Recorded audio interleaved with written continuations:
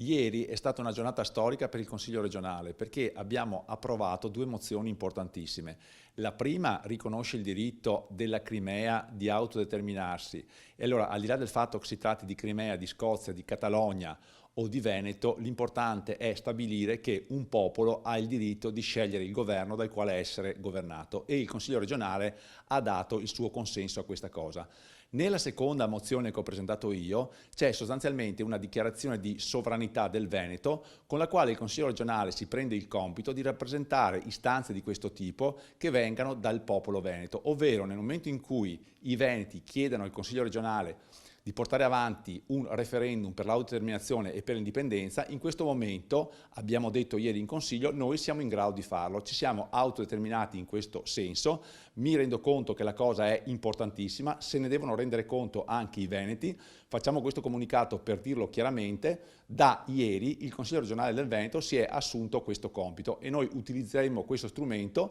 per far valere questo diritto, che è un diritto di tutti i cittadini del mondo, anche dei cittadini del Veneto. Grazie Presidente. Allora, la mozione sostanzialmente ricalca temi che abbiamo già discusso e dei quali ho già parlato. Sostanzialmente si dice questo, che riconoscendo il diritto ai cittadini del Veneto di autodeterminarsi,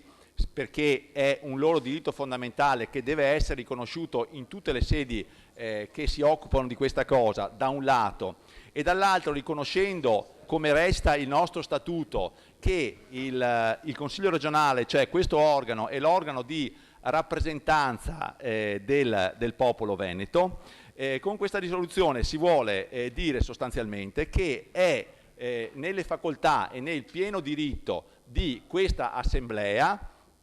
il compito di rappresentare il popolo veneto e le relative richieste di autogoverno davanti ai propri cittadini e alla comunità internazionale, ovvero, semplificando, secondo me, questa Assemblea ha tutto il diritto di essere chiamata in causa dai cittadini del Veneto e di rappresentarla nelle sedi opportune per far valere il diritto sacrosanto all'autodeterminazione del popolo veneto e dovrà assecondare qualsiasi richiesta che dal popolo veneto venga in questa direzione.